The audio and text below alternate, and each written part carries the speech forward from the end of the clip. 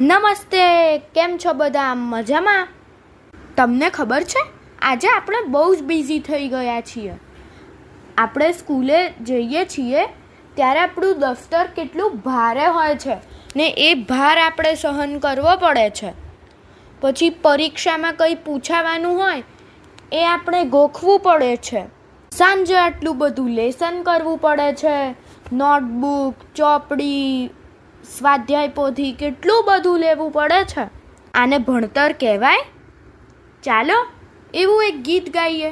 આ ગીત કવિ સંજય બાપોદરિયા સંગીએ લખ્યું છે અને પતંગિયું કેવું મજાનું એવા બાલ કાવ્ય સંગ્રહમાંથી લીધું છે.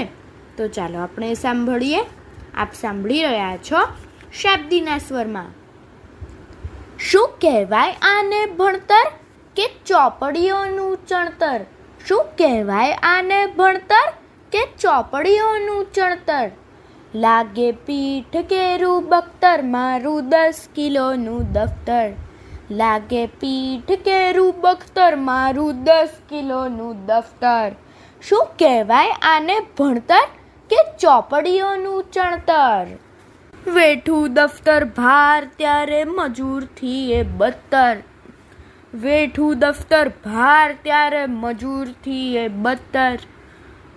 નોટબુક પુસ્તક સ્વાધ્યાય પોથી લાગે મુજને નડતર. નોટબુક પુસ્તક સ્વાધ્યાય પોથી લાગે મુજને નડતર.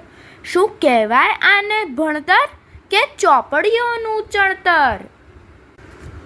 અદબ પલાઠી ગોખણ પટ્ટી કરવું કેટલું ગણતર. અદબ પલાઠી ગોખણ પટ્ટી કરવું કેટલું ગણતર.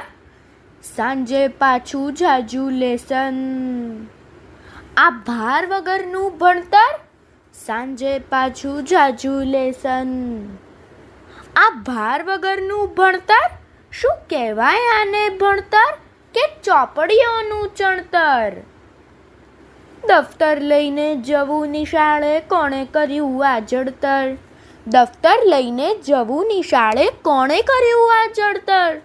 આપો શિક્ષણ એવું મુજને હળવું ફૂલને નવતર. આપો શિક્ષણ એવું મુજને હળવું ફૂલને નવતર. શું કહેવાય આને ભણતર કે ચોપડીઓનું ચણતર?